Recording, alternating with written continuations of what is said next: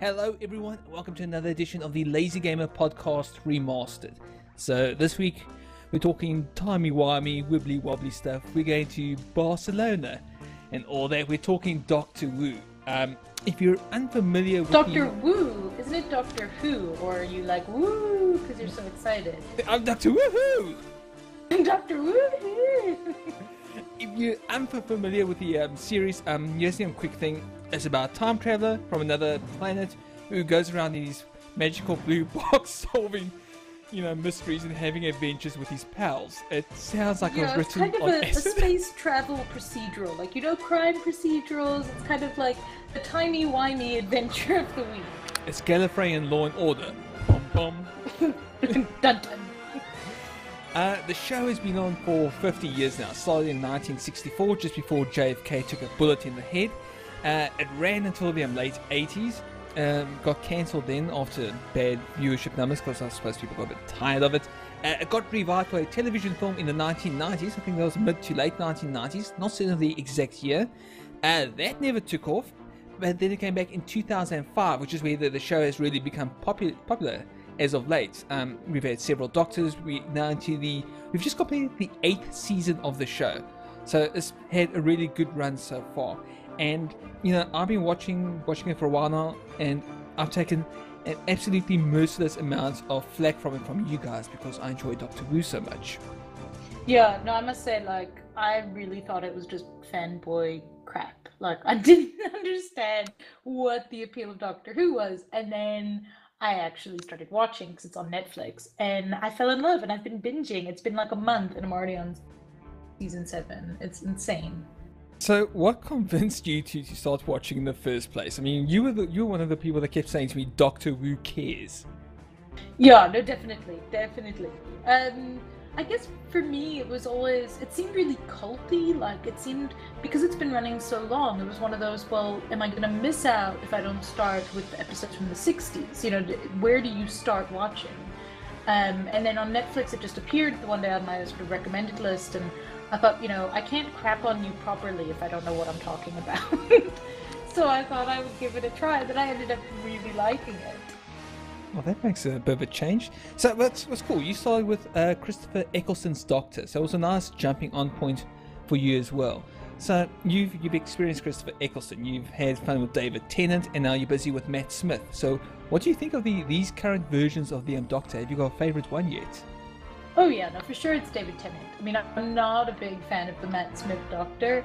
I'm still watching it because the other stuff is quite cool. But the first 2 Doctors were my favorite, and this third one isn't really blowing my hair back to the same extent. But what about you? Which one? I mean, you've obviously watched a whole lot more than I have. Who do you think is the best Doctor?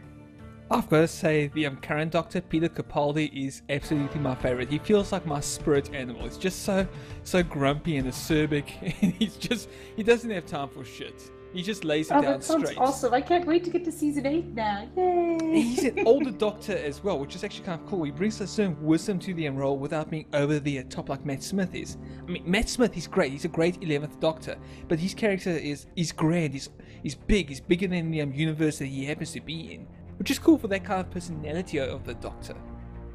I guess maybe, look, I did start to develop a bit of a crush on the Tennant Doctor, so that could be it. I am monogamous in my heart. Oh, don't even make me start. Don't even get me started.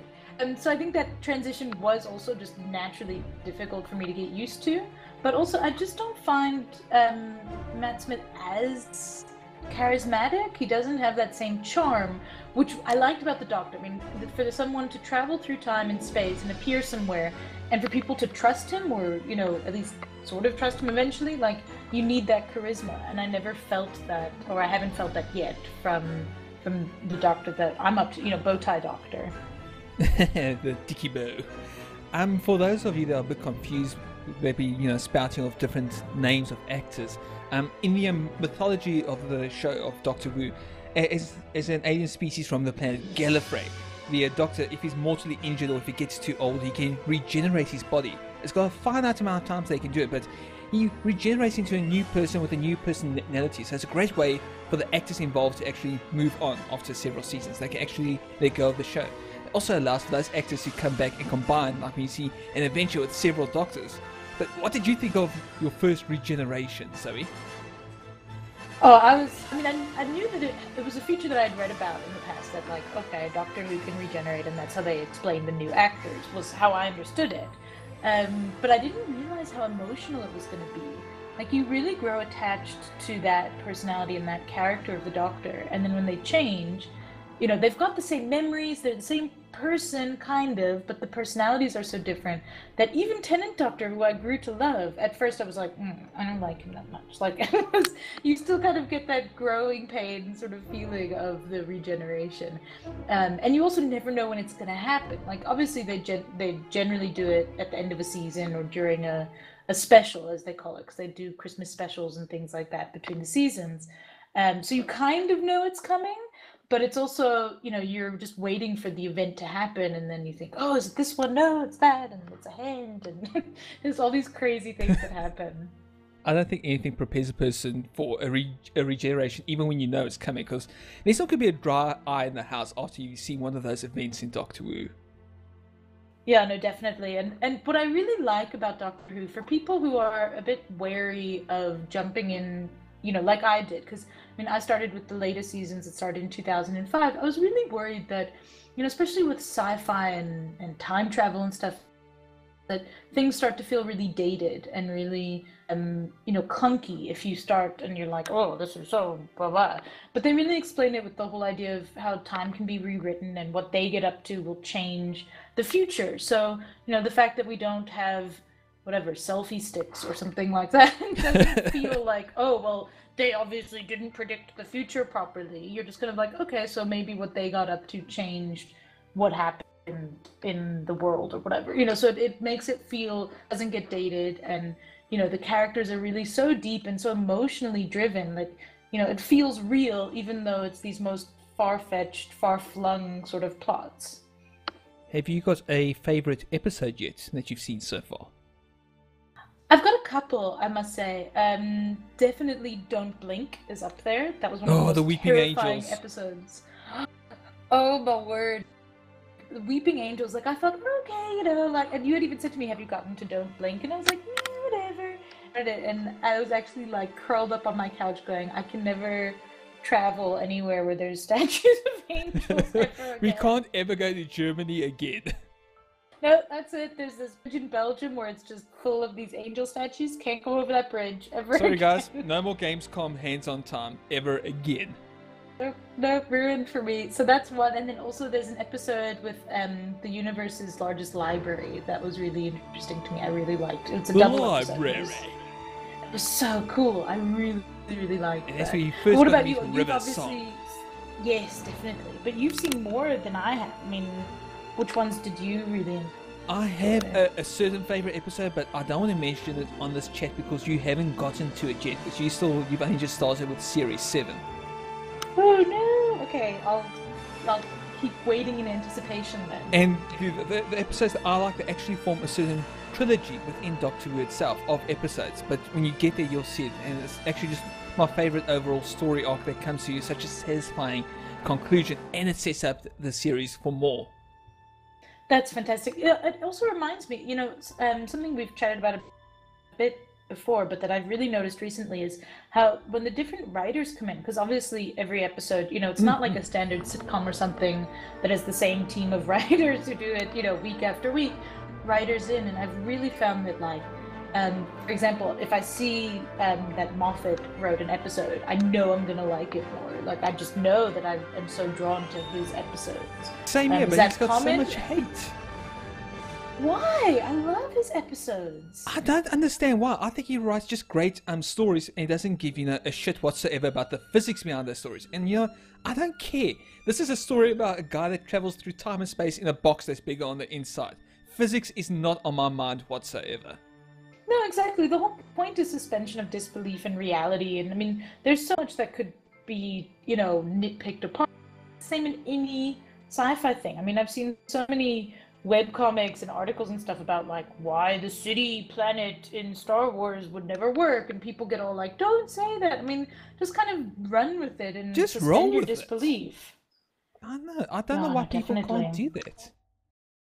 Yeah, and one of my favorite authors wrote an episode. Well, apparently 2 episodes. I'm still waiting. Neil Gaiman. Oh, loved it. I mean, I just love that there's so much room in Doctor Who, in the universe of Doctor Who, that all these different writers can come in, and if they want to write something in history or in the future, it doesn't matter. They can still do something that's really unique.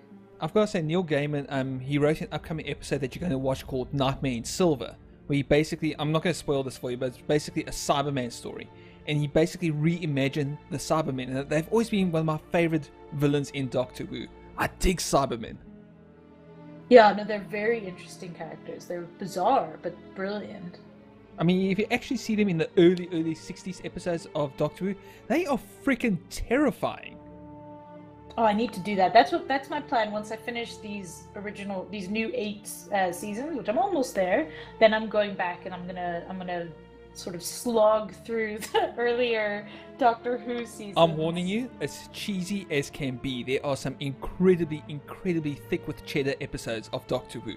Well, I do like my cheese, but geez, there's one episode where he's on a planet where being sad is illegal.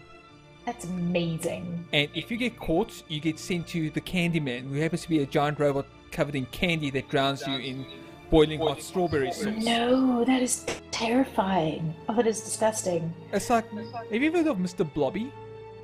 No, what do you mean, Mr. Blobby? Okay, well, just look up Mr. Blobby and imagine a more homicidal version of that character. Oh, lovely. Absolutely lovely. It's like a children's mascot gone psycho. Nice.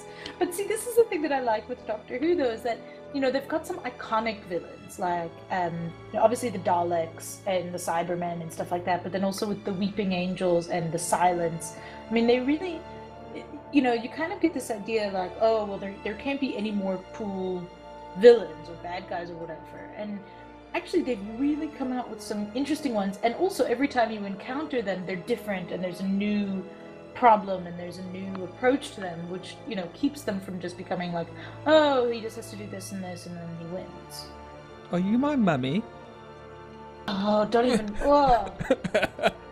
As you say, there's some absolutely great villains. And like, when you first started watching Doctor Who, you saw your first Dalek. Did you also think at first, how can that be threatening?